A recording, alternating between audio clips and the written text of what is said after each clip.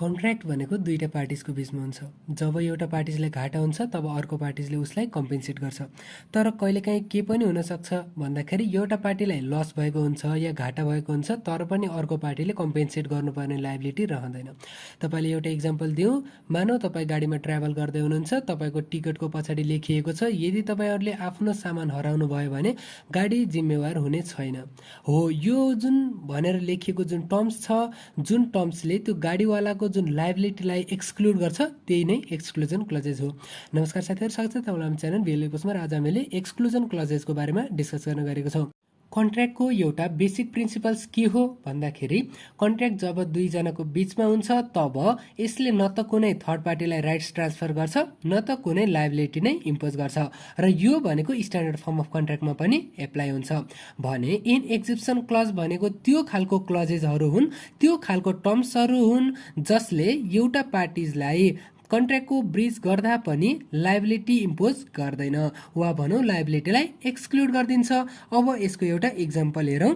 यदि एउटा कम्पनीले मुसा मार्ने औषधि बनाउँछ भने त्यो मुसा मार्ने औषधि कुनै मान्छेले खाएर मर्यो भन्दैमा कम्पनी लायबल पक्कै पनि हुँदैन। In order for an exclusion clause to be binding and operable upon the parties, the clause must be incorporated into the contract as a term. कन्ट्र्याक्टमा नै टर्मको रूपमा यो एक्सक्लुजन क्लजेसहरू लेखिएको हुनुपर्छ। जस्तै अघि गाडीको टिकटको पछाडि लेखिएको थियो, it has been made clear भनेको एकदमै क्लियर रूपमा बिना कुनै एम्बिग्युइटी लेखिएको हुनुपर्छ, एक्सप्रेस गरिएको हुनुपर्छ। सी नम्बरमा छ, the clause must not be rendered unenforceable by the statutory provisions in the contract law or consumer protection act. भन्नुको मतलब कन्ट्र्याक्ट ल वा कन्ज्युमर प्रोटेक्सन एक्टले यो क्लज भनेको अनइन्फोर्सेबल हुन्छ भनेर भनेको हुनु हुँदैन। जस्तै फ्रड भयो, कसैले यदि फ्रड गरेर कुनै कन्ट्र्याक्ट गराउँछन्, मिसरिप्रेजेन्टेसन गरेर गराउँछन् भने त्यो कन्ट्र्याक्ट भनेको अनइन्फोर्सेबल हुन्छ। त्यसैले त्यो क्लजेस भनेको लले हुन्छ, तिमीले यो क्लज राख्न पाउँछौ भनेको हुनुपर्छ। अब हेरौँ इन्कर्पोरेसन कसरी गरिन्छ। If you want to rely on an exclusion clause you have to be in a position to provide evidence and point out that it is really a part of a contract. An exclusion clause can be incorporated into the contract by 3 different ways. अब हेर्नुहोस् है, यदि तपाईहरूले कुनै पनि एउटा कन्ट्र्याक्टमा exclusion क्लजहरू राख्न चाहनुहुन्छ भने यदि कुनै एउटा एक्सक्लुजन क्लजमा रिलाइ गर्न चाहनुहुन्छ भने त्यो एक्सक्लुजन भनेको कन्ट्र्याक्टको पार्ट हो भनेर तपाईँहरूले भन्नुपर्छ। कसरी भन्न सक्नुहुन्छ भन्दा बाई सिग्नेचर। जस्तै यदि तपाईँले कसैसँग कन्ट्र्याक्ट गर्दै हुनुहुन्छ र तपाईँले जो मान्छेसँग कन्ट्र्याक्ट गर्दै हुनुहुन्छ उसले सिग्नेचरद्वारा नै ल ठिक छ मैले यदि यो कुराहरूमा मैले घाटा खाएँ भने पनि म तिमीलाई लायबिलिटी इम्पोज गर्दिनँ भनेर वा यो कुराहरू एक्सक्लुड गर्न चाहन्छु भनेर सिग्नेचर गरेर पनि उसले के गर्न सक्छ भन्दाखेरि कन्ट्र्याक्ट गराउन सक्छ र एक्सक्लुजन क्लजलाई उसले मान्न सक्छ।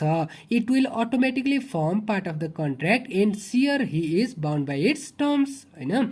र टर्म्समै यदि एक्सक्लुजन क्लजहरू लेखिएको छ कन्ट्र्याक्ट गर्ने बेलामा भने त्यसबाट पनि अर्को पार्टीले सिग्नेचर गरे पछाडि पनि त्यो एक्सक्लुजन क्लजहरू त्यसमा इन्कर्पोरेट हुन्छ। र अर्को भनेको बाई नोटिस। अब बाई नोटिस भनेको कुनै पनि पार्टिजहरूले अब सबै ठाउँमा साइन गर्नुपर्छ डकुमेन्ट भन्ने त हुँदैन, होइन। Exclusion clause may be contained in an unsigned document such as a ticket or notice. In such a case reasonable and sufficient notice of the exclusion clause shall be given. The court will not, हेर्नुहोस् है, अब exclusion क्लजमा सबै ठाउँमा sign गर्न सकिन्छ भन्ने त हुँदैन।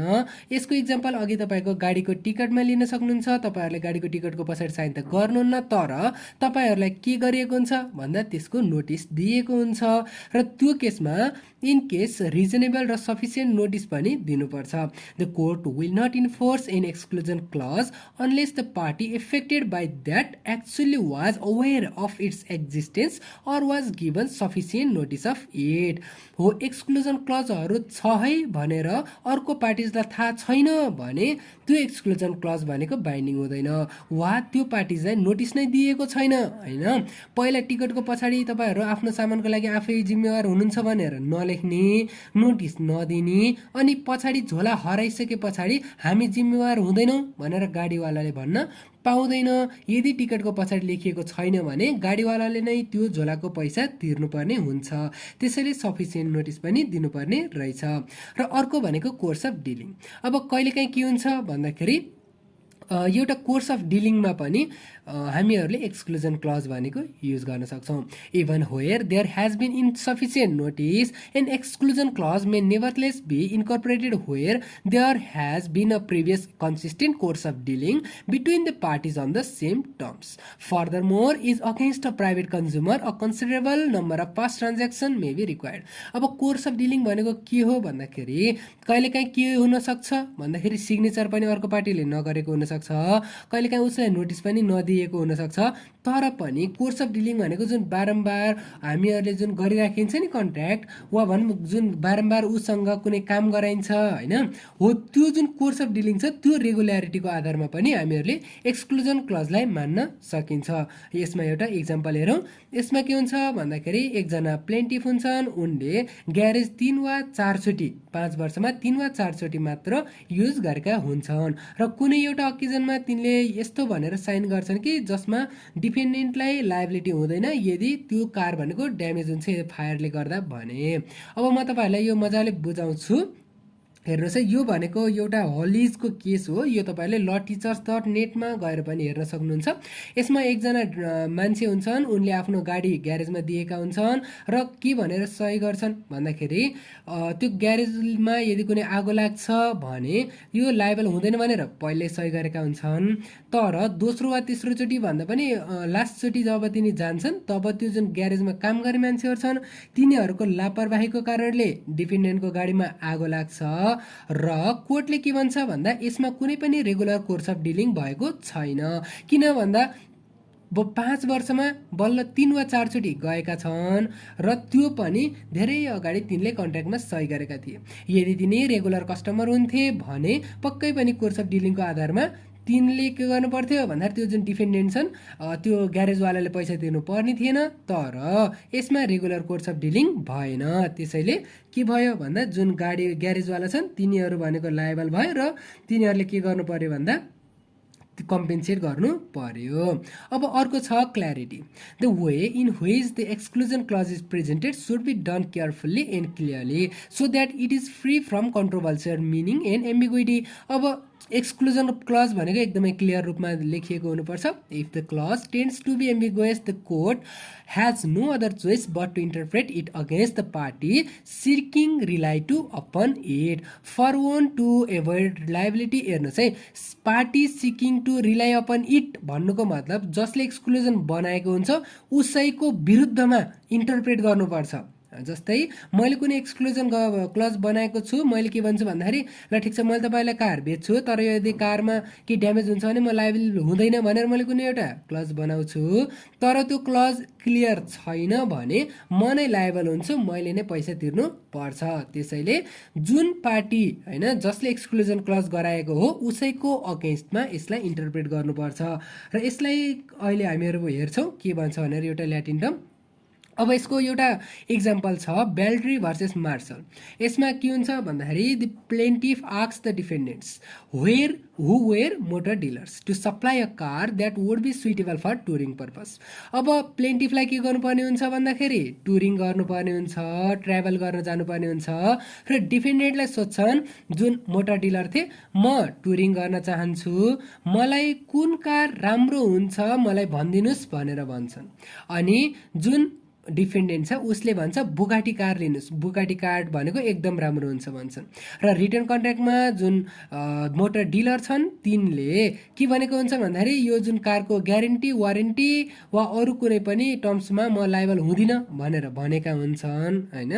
तर केही टाइम पछाडि के हुन्छ भन्दाखेरि जुन कार छ त्यो भनेको प्लेन्टिफको पर्पजका लागि सुइटेबल नै हुँदैन, तिनले त टुरिङमा लग्न मिल्दैन। So he rejected it and sued to recover what he had paid. हेर्नुहोस् तपाईँले यो टुरिङको लागि एउटा कार देखाउनुहोस् भनेको थिएँ, तपाईँले बुगाटी देखाउनु भयो। अब यो बुगाटी भनेको मेरो टुरिङ पर्पजको लागि फिट भएन, त्यसैले मैले जुन पैसा तपाईँलाई तिरेँ गाडीको त्यो मलाई फिर्ता चाहियो भनेर भन्छन् है।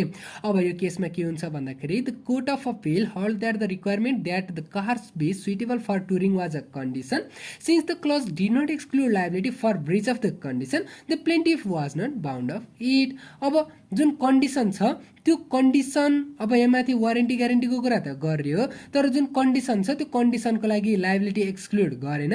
त्यो कन्डिसन होइन, जुन टुरिङ छ, टुरिङ भनेको एउटा पर्पज थियो र एउटा कन्डिसन थियो र त्यसैले गर्दाखेरि प्लेन्टिफ बाउन्ड हुँदैनन्। र लास्टमा के हुन्छ भन्दाखेरि त्यो जुन मोटर डिलर छ उसले गाडी पनि रिटर्न गर्नुपर्ने हुन्छ र पैसा पनि तिर्नुपर्ने हुन्छ। गाडी रिटर्न गर्नुपर्ने होइन, गाडी रिटर्न लिनुपर्ने हुन्छ र पैसा दिनुपर्ने हुन्छ। र अर्को भनेको statutory and judicial restrictions to the exemption clause. अब ठिकै छ, एक्जेम्सन क्लज युज गर्न पाइन्छ, हामीहरूले आफ्नो लायबिलिटीबाट आफ्नो लायबिलिटी एक्सक्लुड पनि गर्न पाइन्छ, तर सधैँभरि त्यो लायबिलिटीलाई एक्सक्लुड गर्न पक्कै पनि पाइन्न होला। हामीहरूले यदि के गरेको छौँ भन्दाखेरि कुनै पनि कन्ट्र्याक्टमा यदि फ्रड गरेर एक्सक्लुजन क्लजहरू हालिदिएका छौँ होइन, जस्तै अब सानसाना किचरा अक्षरमा एक्सक्लुजन क्लजहरू लेखिदिने या भनौँ न धेरै टेक्निकल मिनिङहरू लेखिदिने हो, त्यसरी फ्रड गरेर होइन अरूलाई धोका दिएर राखेका जुन एक्सक्लुजन क्लजहरू छ त्यो एक्सक्लुजन क्लजलाई के गरिन्छ भन्दाखेरि भोइड गरिन्छ स्ट्याचुटरी र जुडिसियल रेस्ट्रिक्सन्सद्वारा। अब लिगल प्रोटेक्सनमा हेरौँ, there are two primary statutes that protect the weaker party consumer party agreeing to standard form of contract. अब दुईटा स्ट्याचुजहरूले जुन कन्ज्युमर छ त्यो विकर पार्टीलाई वा कन्ज्युमरलाई प्रोटेक्ट गर्छ। फर्स्ट भनेको मुलुकी सिभिल कोड एक्ट 2074 र अर्को भनेको कन्ज्युमर प्रोटेक्सन एक्ट 2054। अब यसमा के प्रोभिजन छ भन्दा भोइड कन्ट्र्याक्ट भनेर छ 517 मा। यसमा के लेखेको छ भन्दा a contract concluded for immoral purpose or against public morality or public interest. यदि कुनै पनि कन्ट्र्याक्ट इमोरल पर्पजको लागि भएको छ वा पब्लिक मोरालिटी वा पब्लिक इन्ट्रेस्टको अगेन्स्टमा भएको छ भने त्यो भनेको भोइड हुन्छ। र 518 मा छ voidable contract standard form of contract can be challenged है। स्ट्यान्डर्ड फर्म अफ कन्ट्र्याक्ट भनेको त्यही नै हो है, जुन कम्पनीहरूले गर्छन् नि सबै कुराहरू लेखिएको हुन्छ र तपाईँहरूले एउटा सिग्नेचर गर्दा बित्तिकै तपाईँहरू कन्ट्र्याक्टभित्र इन्टर गर्नुहुन्छ। Can be challenge is being concluded under coercion होइन, कुनै डर धम्की देखाएर, अन्ड्यू इन्फ्लुएन्समा पारेर, अनुचित प्रभावमा पारेर, फ्रड वा डिसिट गरेर भनेको झुक्क्याएर यदि कुनै कन्ट्र्याक्ट गरेको छ भने त्यसलाई भोइड गर्न सकिन्छ। The consumer rights act will be applicable to the contracts between a consumer and a trader.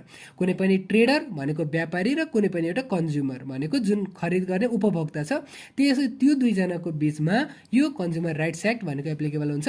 Section 2 को 1 मा कन्ज्युमर भनेको को हो भन्दा कुनै पनि एउटा इन्डिभिजुअल वा इन्स्टिट्युसन हो जसले कुनै पनि गुड्स वा सर्भिसेस कन्ज्युम गर्छ भनेर भनेको छ। र 2 को यसमा अनफेयर ट्रेड प्र्याक्टिसेसमा के भनेको छ भन्दाखेरि means the sale or supply of consumer goods or services by making false or misleading claims about their actual quality, quantity, price, measurement, design, make, etc.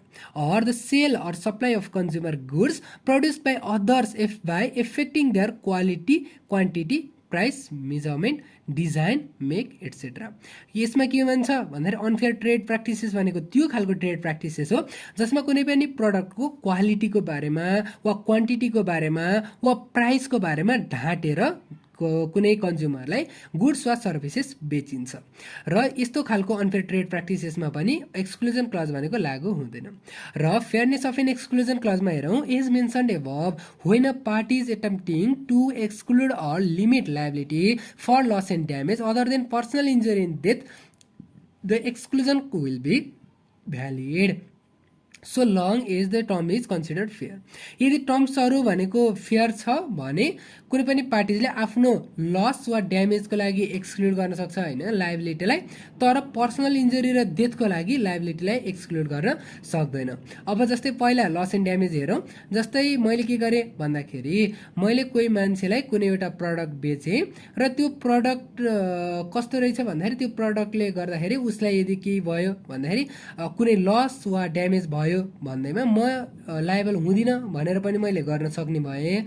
तर त्यो पर्सनल इन्जुरी वा डेथ हुने गरेर कुनै पनि एक्सक्लुजन क्लजहरू राख्नु हुँदैन है। जस्तै एउटा इक्जाम्पल हेरौँ, एकजना टिचरले during his or her course of teaching आफूले पढाउने क्रममा कुनै प्रकारको पर्सनल इन्जुरी हुन्छ र एब्सेन्ट बस्नुपर्ने अवस्था आउँछ भने पनि उसलाई उसको स्यालेरी दिनु पर्छ। र अर्को भनेको जुडिसियल रोलतिर हेरौँ, एक्सक्लुजन क्लजेस आर इन्टरप्रेटेड कन्ट्रा प्रिफरेन्टम। अघि मैले जुन इक्जाम्पल दिएको थिएँ त्यही नै हो है। सो अघि मैले एउटा ल्याटिन टर्म मैले लास्टमा भन्छु भनेको थिएँ होइन। कन्ट्राक्ट प्रिफरेन्टमले के भन्छ भन्दाखेरि जसले एक्सक्लुजन राख्छ, एक्सक्लुजन क्लज राख्छ, उसैको अगेन्स्टमा इन्टरप्रेट गर्नु पर्छ। कति बेला भन्दा यदि जुन टर्म्स अफ कन्ट्र्याक्ट छ त्यो अनसर्टेन वा एम्बिगुअस हुन्छ भने। यही नै हो है। जस्तै कुनै एउटा कम्पनी छ, कम्पनीले कुनै गुड्स एन्ड सर्भिसेस कुनै एउटा कम्पनी छ, कुनै एउटा कम्पनीले जब एप्लिकेन्टहरू हायर गर्दैछ र त्यसमा केही एक्सक्लुजन क्लजेसहरू राखेको छ र त्यो एक्सक्लुजन क्लज भनेको एम्बिगुअस र अनसर्टेन छ भने त्यो कम्पनीको अगेन्स्टमा नै party attempting to rely on the clause भनेको जसले त्यो क्लजमा रिलाइ गर्न चाहन्छ भनेको त्यही कम्पनी होइन हो, त्यसको अगेन्स्टमा नै इन्टरप्रेट गर्नुपर्छ र त्यसले नै प्रुभ गर्नुपर्छ। के प्रुभ गर्नुपर्छ भन्दा हाम्रो एक्सक्लुजन क्लज फेयर थियो भनेर त्यही कम्पनीले प्रुभ गर्नुपर्छ। If the exclusion clause is inconsistent with in oral agreement the clause will not apply. अब बोल्ने बेलामा एउटा कुरा भन्ने अनि एक्सक्लुजन क्लजमा अर्को कुरा भन्छ लेखेको छ भने पनि एक्सक्लुजन क्लज भनेको के हुँदैन भन्दाखेरि एप्लाई हुँदैन। If any oral agreement that contradicted an exclusion clause would have priority and the exception clause would not apply. अब लिमिटेसन अफ एक्सक्लुजन क्लजमा हेरौँ, misrepresentation and fraud. An exclusion clause will not be operable and able to relied upon if the person attempting to rely on the clause had induce the other party to enter into the contract by misrepresentation or fraud. कुनै पनि मान्छेले अर्को पार्टीलाई के गरेको छ भन्दाखेरि मिसरिप्रेजेन्टेसन वा फ्रडको युज गरेर त्यो एक्सक्लुजन क्लजहरू त्यो टर्म्समा राखिएको छ होइन, कन्ट्र्याक्टमा राखिदिएको छ एक्सक्लुजन क्लजेसहरू र मिसरिप्रेजेन्टेसन वा फ्रडको मद्दतले उसलाई सही गर्न लगाएको छ भने पनि त्यो एक्सक्लुजन क्लजेस लागू हुँदैन। अब लास्टमा छ टाइप्सहरू र लिमिटेसन क्लजहरू हेरौँ। अब एक्सक्लुजन क्लजले के गर्छ भन्दाखेरि कुनै पनि कन्ट्र्याक्टको ब्रिच गर्दाखेरि जुन कम्पेन्सेसन छ त्यो कम्पेन्सेसनलाई लिमिट गरिदिन सक्छ। लिमिटिङ द रेमेडिज अभाइलेबल, जुन रेमेडिज छ त्यसलाई पनि लिमिट गरिदिन सक्छ। जुन टाइम छ तपाईँहरूले यति टाइमसम्मको लागि गर्नुहुनेछ होइन। जस्तै अब तपाईँहरूले मानौँ अब 1 महिनासम्ममा यदि कन्ट्र्याक्ट ब्रिच हुन्छ भने पनि 1 महिनासम्ममा कोर्टमा तपाईँहरूले म्याद हाल्नु हुँदैन, केस हाल्नु पाउनुहुन्न भनेर भन्न सक्छ, टाइमलाई लिमिट गर्न सक्छ होइन। वा रेमेडी अब्टेन गर्नको लागि एउटा कन्डिसन राखिदिन सक्छ। वा in excluding express or implied terms, वा कुनै पनि एक्सप्रेस वा इम्प्लाइड टर्म्सहरूलाई पनि एक्सक्लुड गर्न सकिन्छ। Giving one party a broad discretion over the manner, कुनै एउटा पार्टीलाई धेरै अलिकति ठुलो जुन राइट्सहरू पनि दिन सक्छ। र यति नै हो। सो आजको लागि यति नै। आशा छ तपाईँलाई भिडियो मन पर्यो। यदि भिडियो मन पर्यो भने प्लिज लाइक एन्ड सब्सक्राइब गरिदिनु होला। फेरि अर्को भिडियोमा भेटौँला। तबसम्मको लागि बिदा दिनुहोस्। धन्यवाद।